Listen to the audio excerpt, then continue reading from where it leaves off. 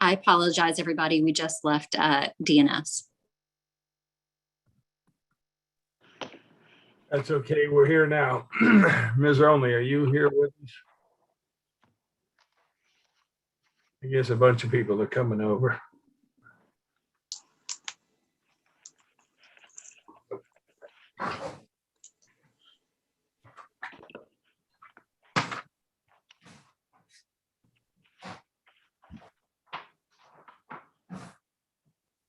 Ms. Only, you're here now? Yes, sir. All right, I'll call. Mr.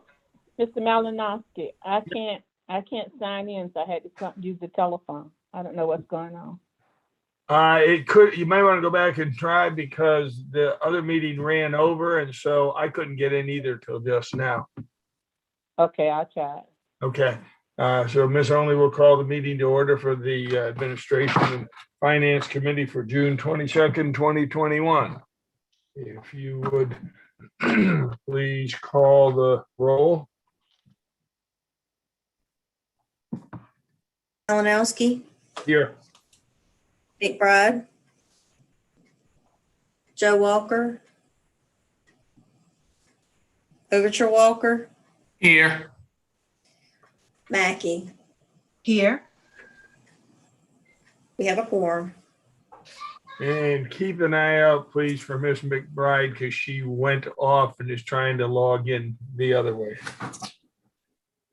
The next order of business after the call to order will be approval of the minutes for the regular session, May 25th, 2021. They're found on pages 7 through 13 of this agenda. I will entertain a motion. So moved. Second.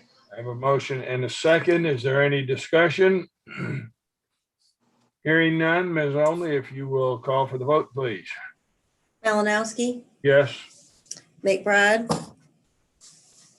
Joe Walker, Overture Walker, Yes. Mackey. Yes. Motion passes. Next is approval of the agenda. Administrator Brown, are there any changes to the agenda? No, sir, we're not requesting any changes, sir. Thank you, sir. If there is no discussion by my colleagues, Ms. Only, if you will call for the vote for approval of the agenda as it reads. Malinowski, Yes. McBride, Yes, I guess. We're on approval of agenda, Ms. McBride. Okay, yes. Joe Walker, Overture Walker, Yes. Mackey. Yes. Motion passes. 4A under items for action, the EMS ambulance purchase on pages 14 and 15. Administrator Brown.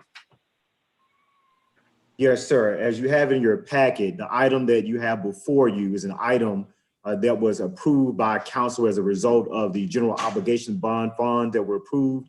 This is one of the specific items that were listed under the capital improvement projects. And this is just the execution of those funds for that purpose, Mr. Chair. So we recommend approval. Okay, thank you, sir. I realize that we want to be on the leading edge of everything in Richland County, but on page 14, where it says that we issued a GO bond with third reading that occurred on October 20th, 2021. So are we in the future now? Mr. Malinowski, to answer your question, truthfully, we are not on this item, but yes, sir, we are going to be Richland County in the future. Absolutely. Yes, sir. Thank you, sir. If there's no discussion on this, or even if there is, I would entertain a motion for staff's recommendation for the purchase of ambulance vehicles. So moved. Move. Okay, I have a motion. I'll take the second. Second. And a second. Any discussion? Hearing none, Ms. Only, if you'll call for the vote, please. Malinowski, Yes. McBride, Yes.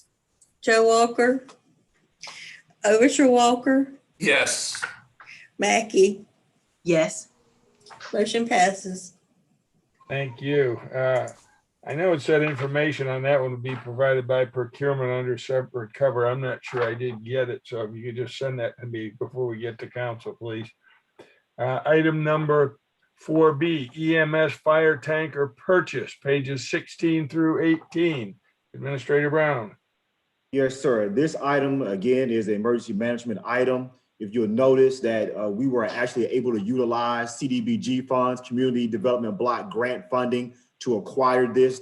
As the packet communicates, this is not the first time that this has been done.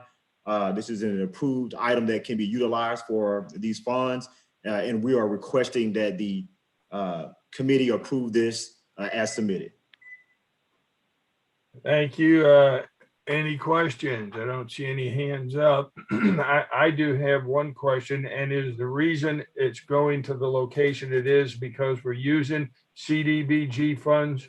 Because this is the second pumper going, or the second vehicle going to the Hopkins station when there's indication that there are other stations that also need equipment. I'm going to actually ask Director Byrd to be recognized so he can address that for you, Chair Malinowski. Okay. Director Byrd. Thank you. Yes, sir. Thank you, Mr. Brown. Mr. Chairman, members of council, that's exactly right. This truck is being placed in an area that's covered by CDBG. You're right, we do have several pieces of equipment that need to be purchased, but this falls within the parameters of CDBG, and that's why it's going to that station. Thank you, sir. If there are no other questions of staff, I'll entertain a motion. So move. Second. Motion and a second. No further discussion. Ms. Only, if you'll call for the vote, please.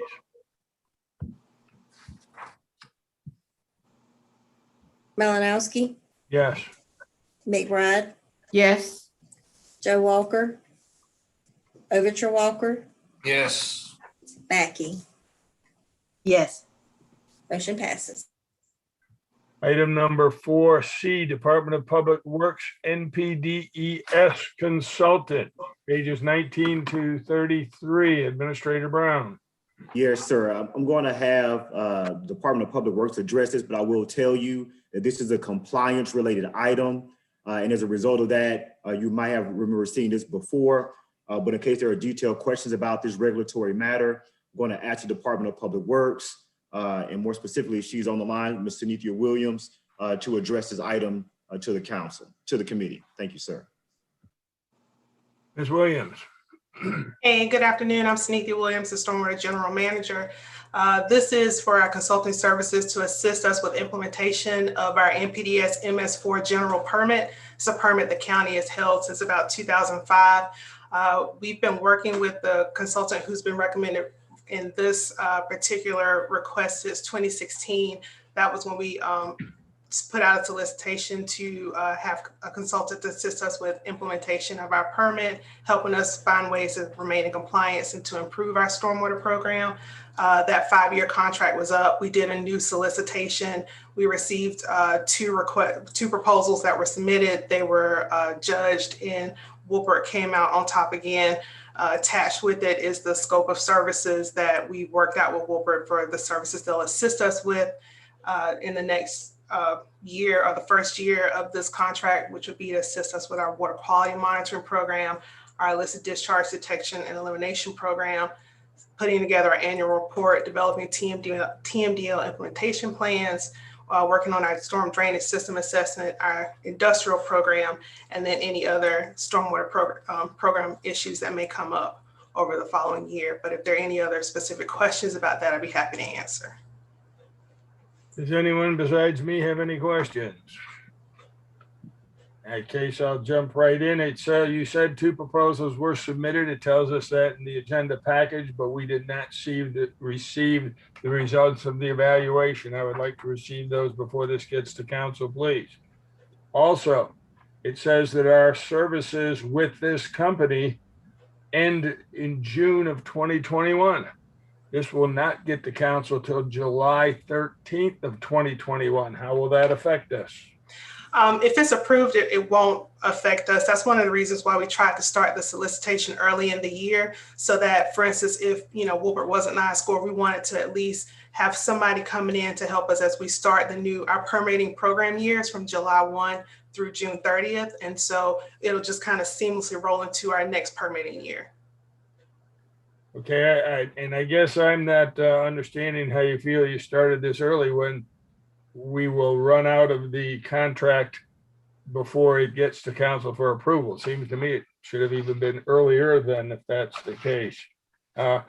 Also, maybe I'm being picky, but there are a lot of acronyms used in here: CIP, ESRI, ARC, dashboard, IGP. I think somewhere along the line, those need to have a some type of a description of what they are, an appendix or something, so that people, when they read that, they can go to it and see what you're talking about. The other question I have is, you talk about wet weather monitoring in here. Does wet weather monitoring, is that throughout the county or only at the specific sampling locations? We have wet weather monitoring locations that are throughout the county. That's places where we take samples when it's raining outside. Right, but by that I mean it's the same location every time. Yes, and we're adding new stations as well. Okay, because it seems to me that like in our quarterly monitoring summaries that we are doing, if the quarterly monitoring summaries for stations that we're sampling at wind up being the same ones every time, and we don't have problems with them, is there any reason we don't get new monitoring stations? Some stations we want to historically monitor to keep up with trends. That's why we have the quarterly meetings, to look for any trends, any spikes, and any variances in what we've gotten before. And yes, we do add new monitoring stations based off of permit requirements. Our permit expires this year, we'll probably get reissued. We may have to add new stations based off of that. Or if we see the need to add additional stations because we need more data, then we'll add different stations.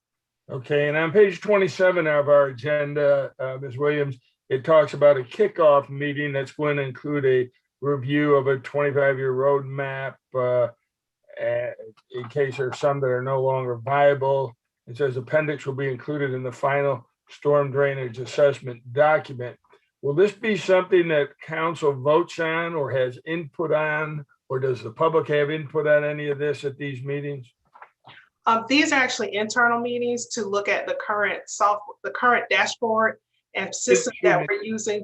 You said internal meetings, you said? Correct. These are internal meetings that we're to evaluate what we're currently using to evaluate our drainage network and to come up with in-house and capital projects lists. Okay, and on page 30, under assumptions, it says the tool has open code and is in working condition.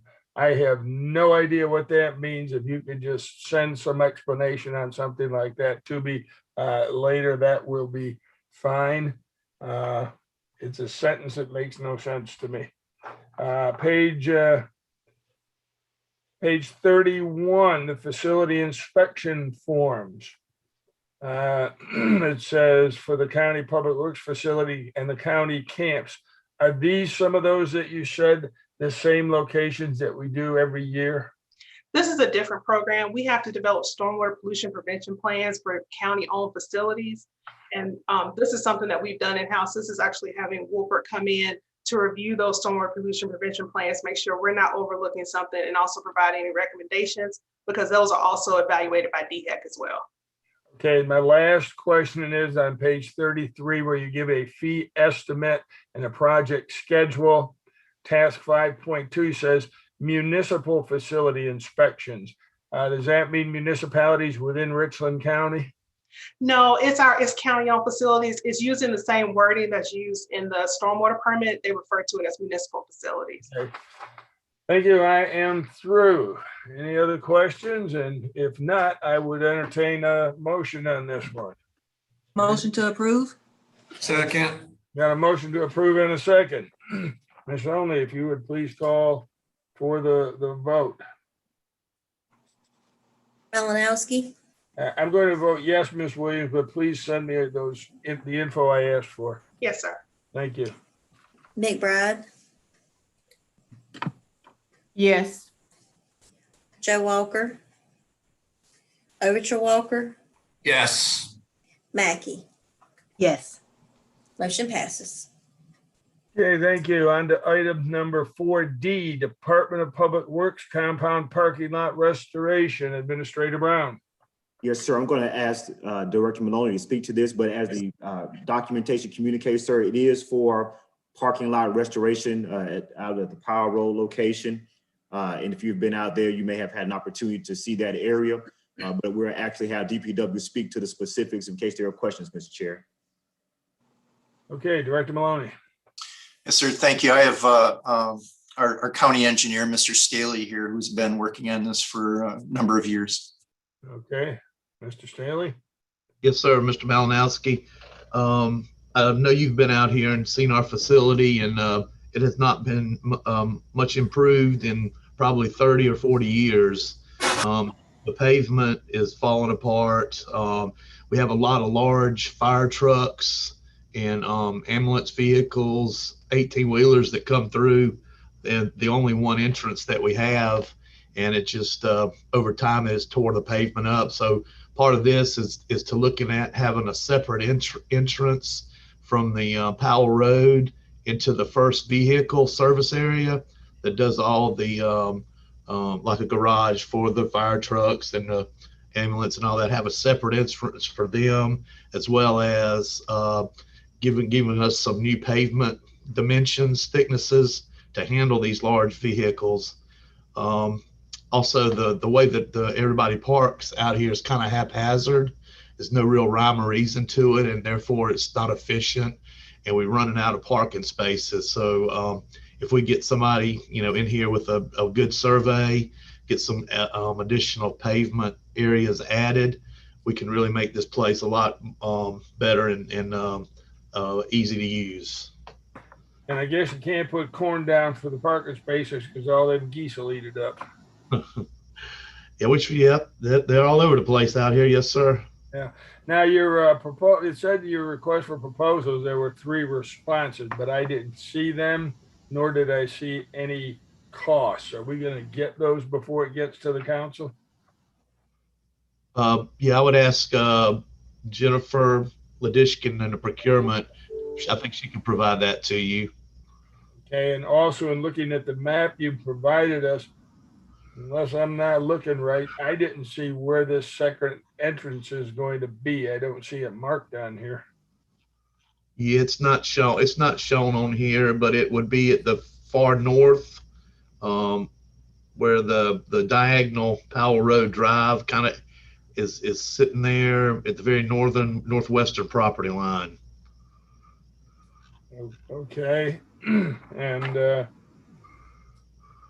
the second entrance you talk about, you said it may, I guess you indicated a thicker pavement for the heavier vehicles to go in and out of there. Is it, well, without having the cost, I guess, I really don't know where to go with this, because is it worth the cost to put the second entrance, or would it be more efficient to create the thicker pavement on the one entrance that we now have? Yeah, and what we're asking for right now is to get an engineering consultant on board to look at that kind of stuff and make recommendations. I believe separating the traffic still going to be the safer thing to do in the long run, because we have deputy sheriffs coming in, fire trucks. I mean, it's a mess out here right now. We really need to get the folks going into the for garage service, for services, separated from our normal office folks. Okay, so when the consultant that you're talking about, or the engineers, that's when our cost will come about? Yes, sir. Yep. After we determine what the scope of the improvements will be, then we can provide a cost for construction. Okay, thank you, Mr. Stanley. Any other questions from my colleague? Yep, Ms. McBride. Yeah, I'm having some work done at my house, so I'm not able to talk long because you wouldn't be able to hear me. But will the staff do any other work, or will it all be contracted out? That still remains to be seen. I believe we probably will contract most of all of the construction out. We may help the consultant some with some surveying, some in-house surveying, and maybe some geotechnical borings. But for the most part, it's going to be outside parties. Okay, thank you. I just want to go on record of definitely supporting this, and because we need to take care of home first, and also, and I must mention that DSS parking lot is terrible also. So just to go on record supporting taking care of our own facilities. Thank you. Thank you, Ms. McBride. Anyone else? If not, Ms. Only, if you will call for the vote, please. Malinowski, Yes. McBride, Yes. Joe Walker, Overture Walker, Yes. Mackey. Yes, Miss Only, did I miss the motion? Can you tell me again who made the motion and who seconded? I must have missed it also. I didn't recall it happening. I thought Miss Mackey made the motion. I did not. You did not? Okay. I was waiting for Mr. Malinowski to finish questions and I never heard a motion. All right, go ahead. Let's get a motion then. You're right, I believe, Ms. Mackey. We didn't have. So move. With staff recommendation, right? All right. So move. Motion. All right. So move. Second. Motion in a second. Go ahead. Ms. McBride, is your hand up from before yet?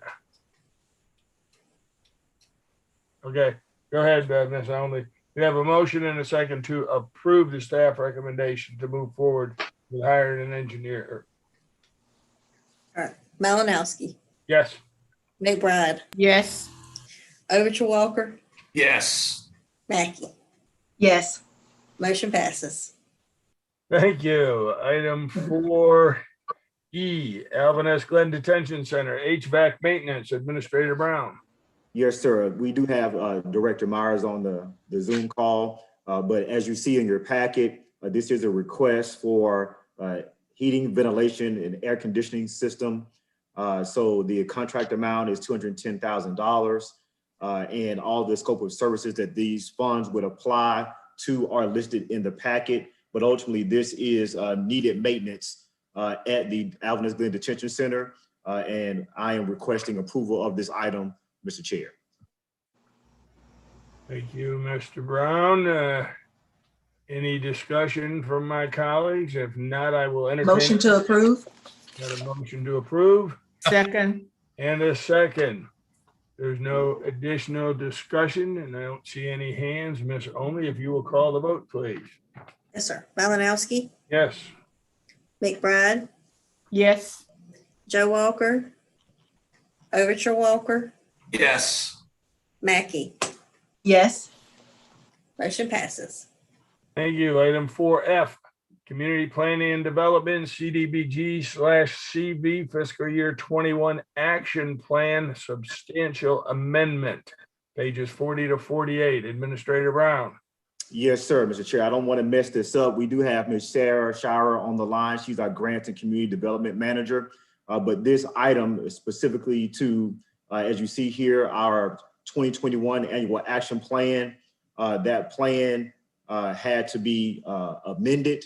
And what we need to do in order to make sure that we don't lose out on the funding that we have, as you can see in the additional section, that we need to expend these funds. The county will need to expend 80% of these funds by the end of the third year of the program, which means that they need to be expended by the end of fiscal year 22-23. So the substantial amendment to our CDBG action plan is going to allow us to make sure that we do not miss out on those potential funds to be expended. And we have Ms. Sarah on the line, who I believe could answer questions about the plan that you see in your packet in general, or to communicate anywhere where I have messed up, Mr. Chair. Okay, does anyone have any questions for Administrator Brown or Ms. Shire? Yes, I sir. do. Okay, we'll go with Ms. Mackey and then Ms. McBride. Thank you, Mr. Chair. It's page 42, this table where you kind of go through the budget and break things out. Can you just give a little explanation of the last, I guess, the last 2 or 3 rows, CV-1 allocation, CV-3 allocation, and explain what those are? Good evening, everyone. I'm Sarah Shire, the new Grants and Community Development Manager. I believe that the award letter should have been attached to this as well. And that award letter from HUD essentially outlines the 2 allotments that we were given. So that's just basically their round 1 of funding for coronavirus, and then their round 3 of funding, both of which were awarded during 2020. And that is our overall allotment, just broken down into their first and third rounds of funding. And there was no round 2 funding? Not that we were awarded, no, ma'am.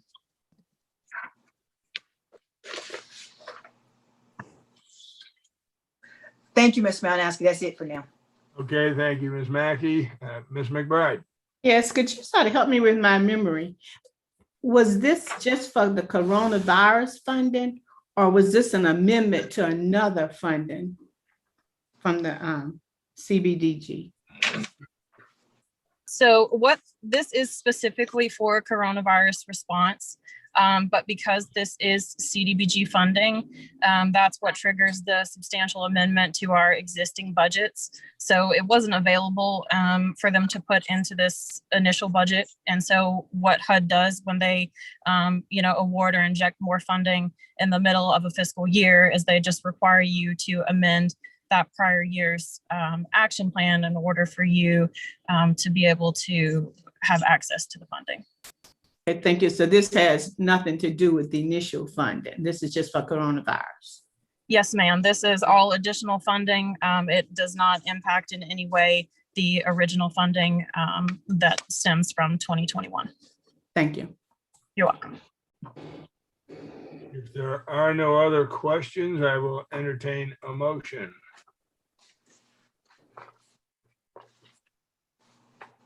So move. Got a motion? Do I hear a second? I will second it. There's no further discussion, Ms. Only, if you'll call for the vote, please. Malinowski, Yes. McBride, Yes. Joe Walker, Overture Walker, Yes. Mackey. Yes. Motion passes. Thank you. The next item, 4G, Community Planning and Development 2021 and 2022 Annual Action Plan on pages 49 to 53. Administrator Brown. Yes, sir, Mr. Chair. Same thing as before. I'm going to talk to you about page 49, then turn it over to Ms. Sarah. So on page 49, you will see under regulatory compliance that the county is required to submit its action plan to HUD at least 45 days before the start of its program year, which would make the latest submission deadline for us to be August 16, 2021. So certainly this is relatively time sensitive. Also, the staff is recommending, as you can see, as is listed here, that the projects for the Community Development Block Grant Program and the Home Investment Partnership federal funds associated with this 21-22 Annual Action Plan be approved by this committee and ultimately by council. So with that being said, Mr. Chair, I'll turn it over to you and Ms. Sarah for any questions that you may have of us. Thank you, sir. Any questions by my colleagues? Ms. Mackey. Thank you, Mr. Chair. Am I reading this correct on page 50 where it states that there will be a public hearing held after council approves that? Is this correct? So typically, we would allow 30 days for public comment and then a public hearing at the conclusion of those 30 days in order to give the public a chance to comment on, our plans for these funds. The same thing will be done for the 2021 substantial amendment that we asked for. HUD has allowed some leniency with those funds. And so we are able to truncate what would normally be a 30-day process into 5 days. And so we are not risking any time constraints with those funds. However, with these being a new funding year, we have to allow for the full 30 days of public comment and subsequent public hearing. And if we wait until after the July 20th council meeting, then we are not going to have enough time to do that prior to the August 16th submission date for HUD. So that being said, we are not having a public hearing. Am I Yes. understanding that? No, we have to have a public hearing. That's one of HUD's requirements in order to be able to actually submit the plan to them. It requires, public input in order for their approval. So that's why we need permission to be able to go ahead and start that public comment after this committee meeting rather than waiting until after council.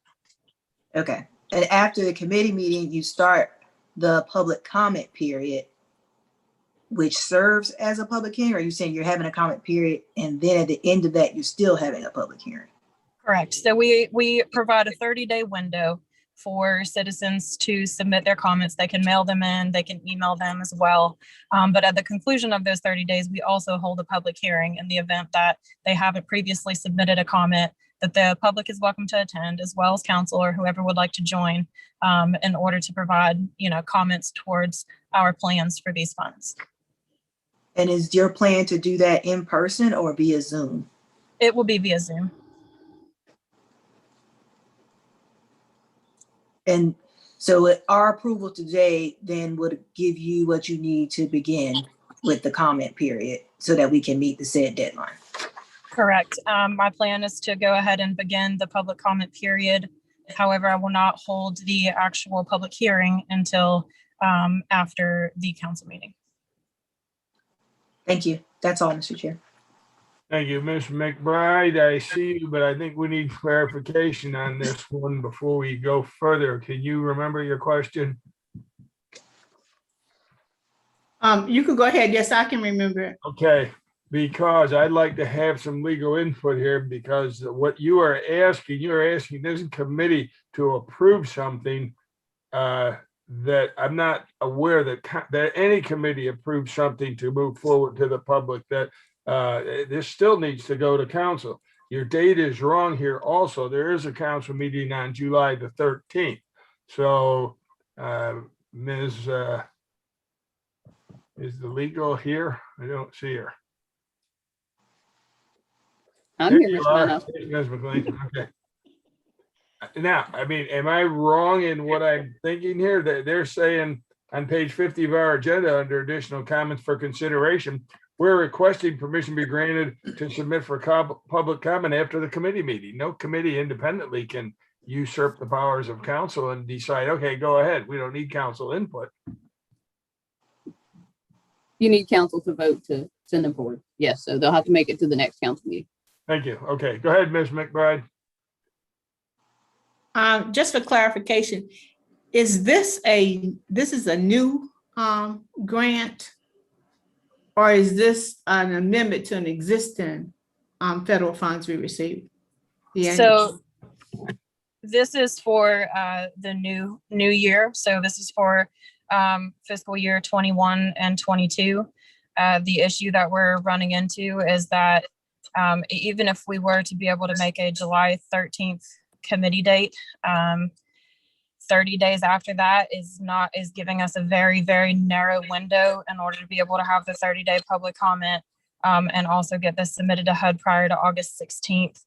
If we are not able to get it submitted to August 16th, then we will lose out on all of that funding. Okay, how much is the amount for the new funding?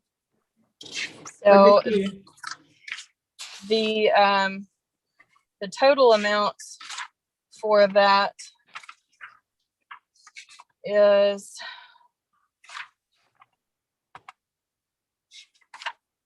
forgive me, I'm not able to find it, the actual total amount, but it is for CDGB, it is $1,670,479, and for home it is $744,108. I realized that typically this would be done far earlier in the year, and we wouldn't be running into these time constraints.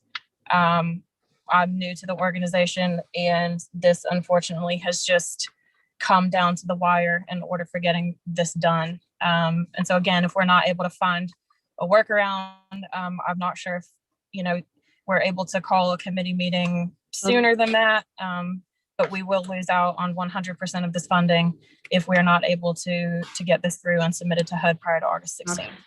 Mr. Chair, I'm not going to ask additional questions because this is one area where we have a lot of different funding, and I never really understood all the funding and the expenditures of it. But I'm not going to use the time here to address all those issues, but I would like to have some type of full report to full council regarding the expenditures and funding and all the different programs we have in community development. Thank you. Thank you, Ms. McBride. I agree with you on that. And I can't say why it waited this long. It's not like somebody didn't know that this was coming up and should have been submitted for approvals and meetings.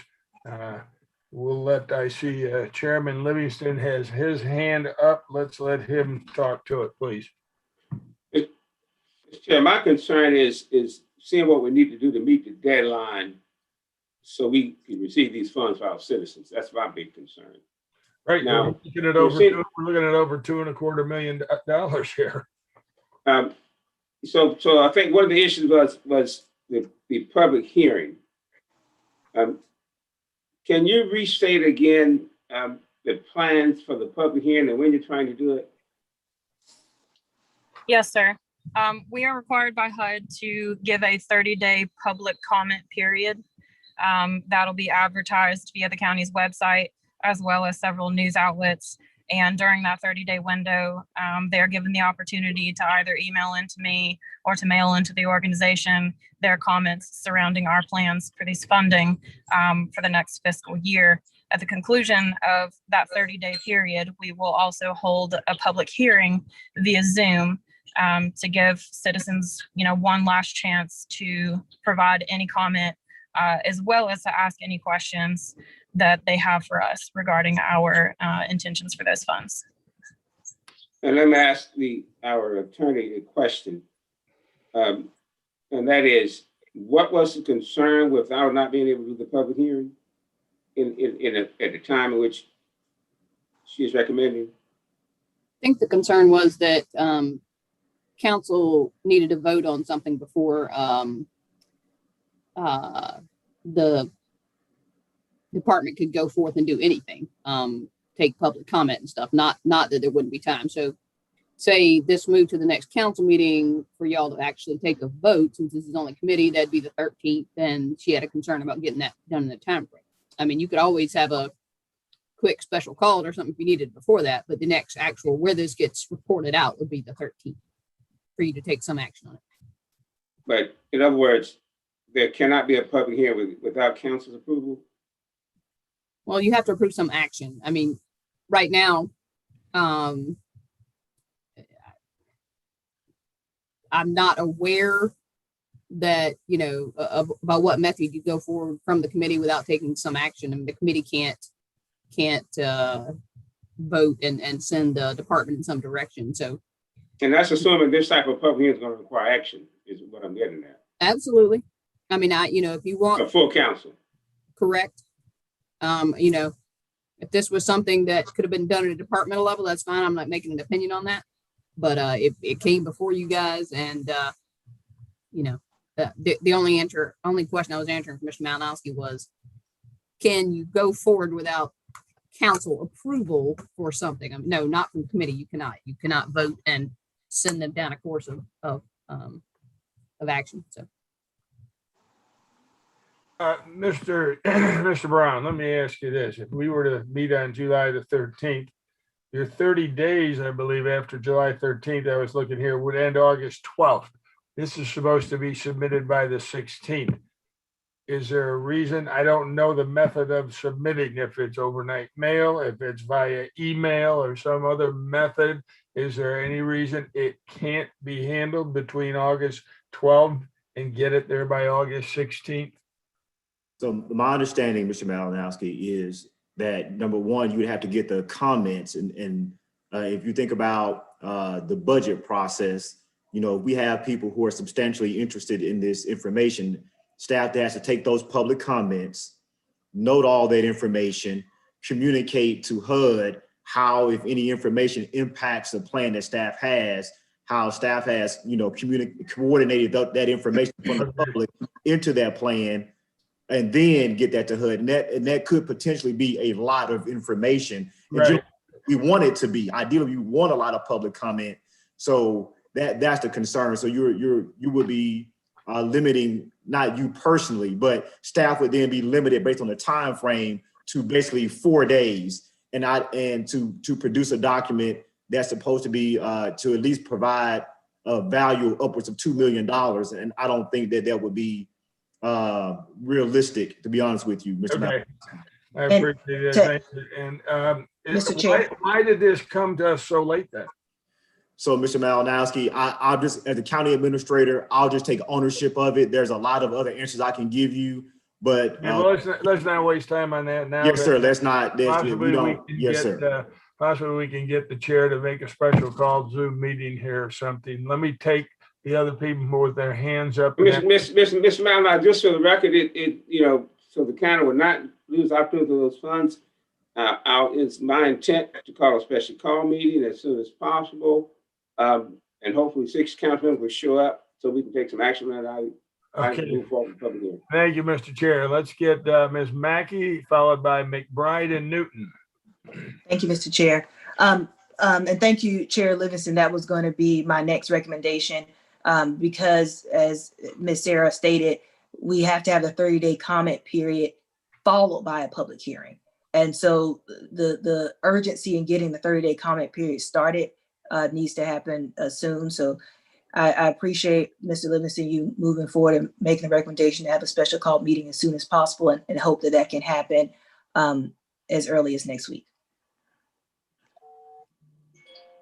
Okay, can I get clarification, Ms. Shire? We don't have a public hearing. We just have the 30-day comment period, right?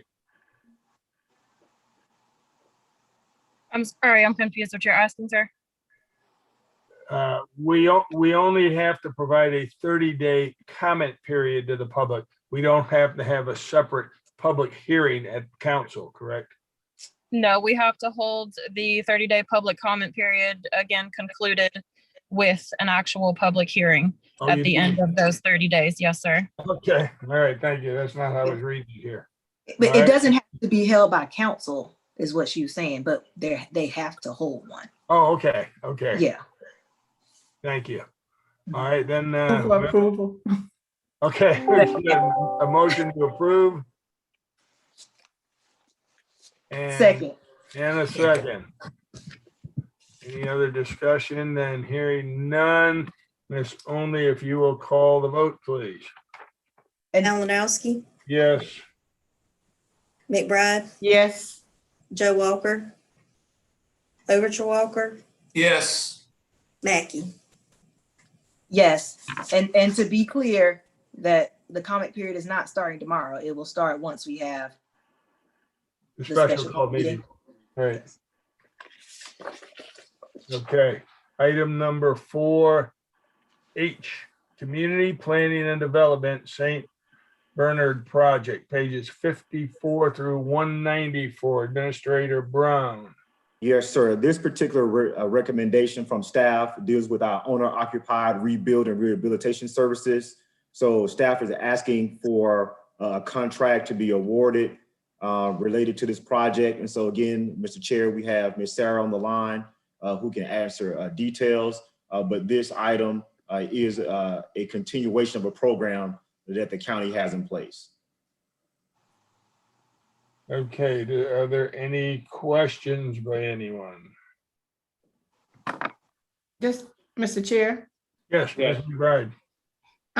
Just a comment. So this is the entity that's working with us now to prepare homes from the flood? Or is this different? Someone answer that, please. So the entity that we're currently working with is Tetra Tech, which is different from this particular company. Okay, so exactly what does this company do that's different if they're preparing homes, repairing homes also? So Tetra Tech is awarded our CDBG DR, which is disaster recovery contract. These are done through regular CDBG funding. So they're two different funding sources, and they have two different requirements for the types of rehabilitations and rebuilds that they're able to fund. Okay, so you're telling me that both of them are not coming from the CBDG funds? They are both CDBG funds, but Right. Tetra Tech is disaster recovery specific, which has some caveats to it. Those funds obviously are intended to respond specifically to the disaster recovery to Hurricane Joaquin. And these are regular CDBG funds, so these do not have a direct tie back to a disaster recovery. Okay, thank you. I have a question, and in the information under the executive summary, it stated that their partnerships focus on identifying the unmet home repair needs for those affected by the historic 2015 flood event.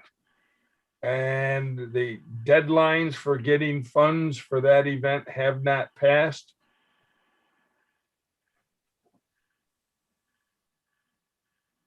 So that is their executive summary.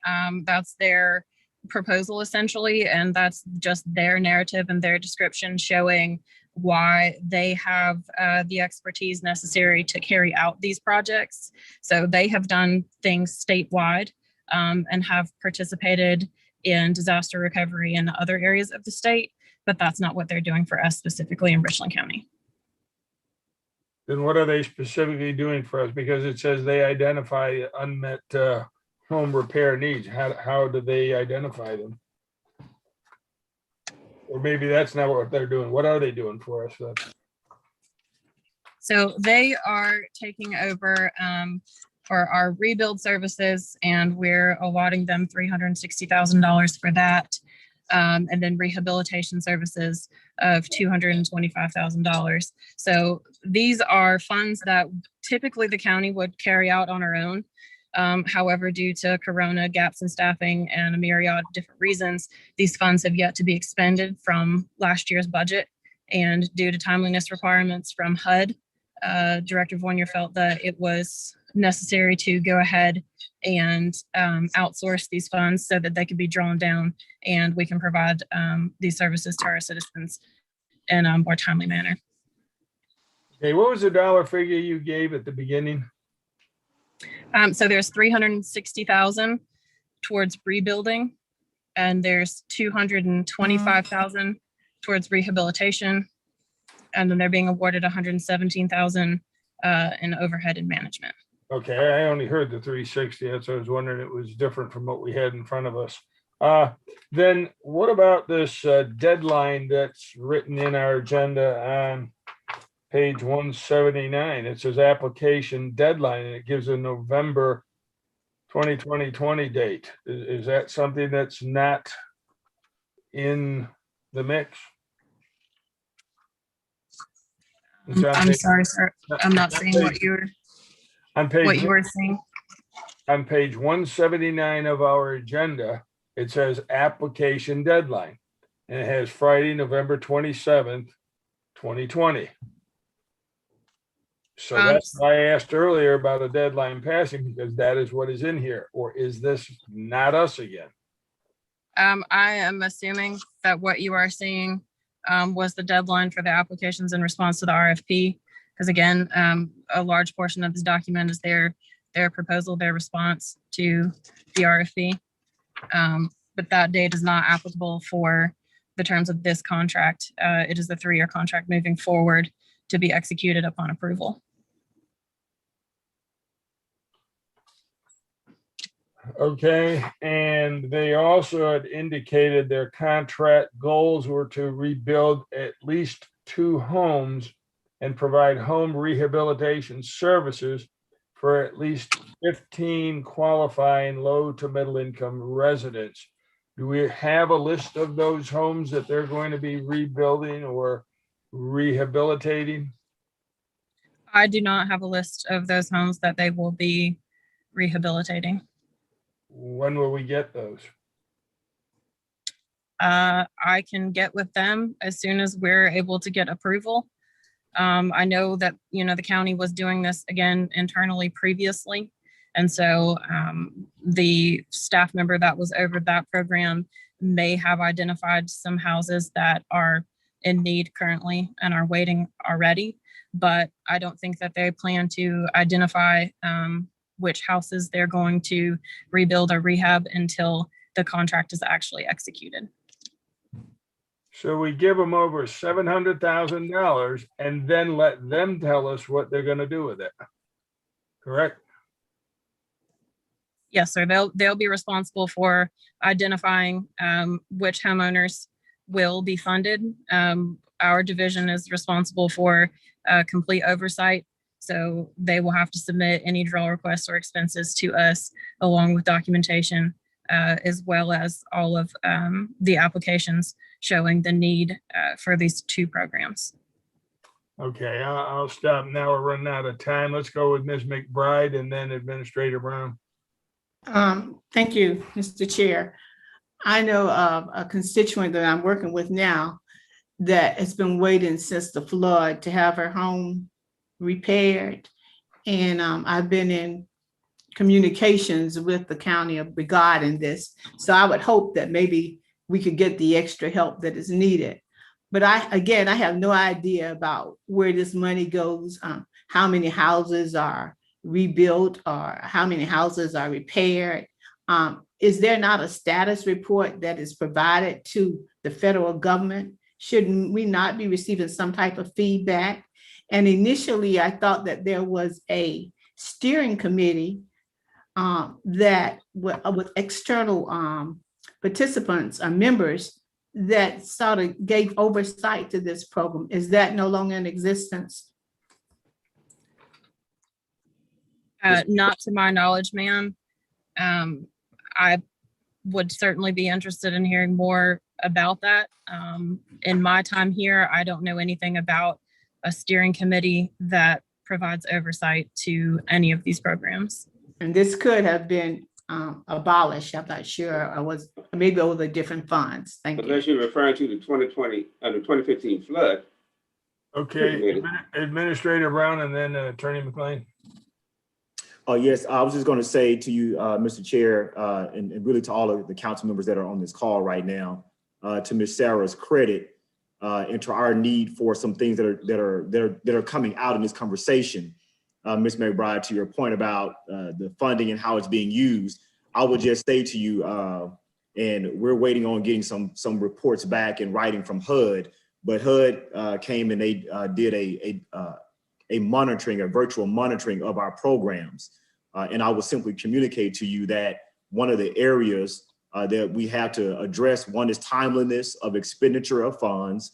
So one of the things that we're talking about here is something that deals with the timely expenditure of funds that need to be drawn down.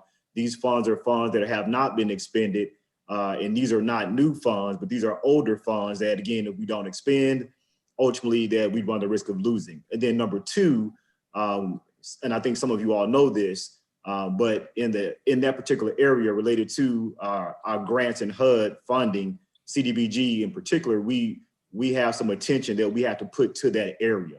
So those are some of the things that I'm working on with the team. And these are just some of the questions that you're asking now that are reflective of that issue. But these are issues that we are actively trying to resolve right now. And this is just one of the ways we're trying to resolve it. One, we're trying to address the timeliness drawdown of the funds. And currently we don't have the level of internal staff and the volume to handle this internally on our own. That would be ideal, even from HUD's perspective, but we don't have that. And as a result of that, the only way we can move forward is either to expend these funds by drawing them down through some type of contractual means or run the risk of losing the opportunity to expend the funds at all. Mr. Chair. Thank you. I've got Ms. McLean next. Just a follow-up, Mr. Chair. Okay, go ahead.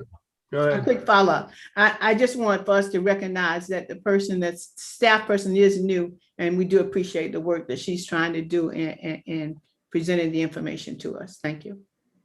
Thank you, Ms. McBride. Thank you, Ms. McBride, for that. Go ahead, Attorney McLean. I just want to respond to Ms. McBride. I think that what you're talking about is the Housing Advisory Committee, and they did owner rehab and rehabilitations, and I was on that committee, and it included a few internal people and external people as well. And I'm not sure, that kind of went by the wayside when we lost staff. So I'm assuming this program now is taking over for that internal program and that internal committee. Thank you. And I'm guessing what Ms. Shire is saying is that we've got oversight on these people. So hopefully, Ms. McBride, you can submit that individual's name, and maybe if they're not on this list, we can get them on there then. I did again. I've submitted it several times, and I did one today too. So thank you. That's why it's nice to have a list of what they're going to do. Administrator Brown, are you through, or is your hand up again? Oh, sorry, sir. Let me take that down. Okay. All right. If there's no To approve? Okay, we got a motion to approve. Do I hear a second? Second. And a second. There's no further discussion. Ms. Only, if you will call the vote, please. Malinowski, Yes. McBride, Yes. Joe Walker, Overture Walker, Yes. Mackey. Yes. Motion passes. Okay, we got 1 minute left, less than a minute. We had number 5, 2 items pending analysis, no action required. And we were told that item A, Chief Magistrate's compiling answers to inquiries received from members of the committee. And B, staff is still making attempts to determine if a partnership with the City of Columbia for data collection to enable determinants if possible. Additionally, they are working with other local agencies who are currently working diligently on this initiative to gain insight into processes and procedures that have been effective in moving their EID efforts forward. Staff will be coming forward with some initial recommendations in the near future. And that is, Mr. Brown, your hand up again or not? So 30 seconds, Mr. Maddox. I just want to communicate to the maker of that motion. We have requested collaboration with the city on this item multiple times based on their current process that they're going through. If we don't get information from them, we might have to go ahead and move forward on our own because we are just awaiting feedback from them on joining them in their current process. Thank you, sir. I'll entertain a motion to adjourn. Motion to adjourn. Second. Motion and a second. No discussion. Ms. Only, if you'll call the vote, please. Malinowski, Yes. McBride, Yes. Overture Walker, Yes. Mackey. Yes.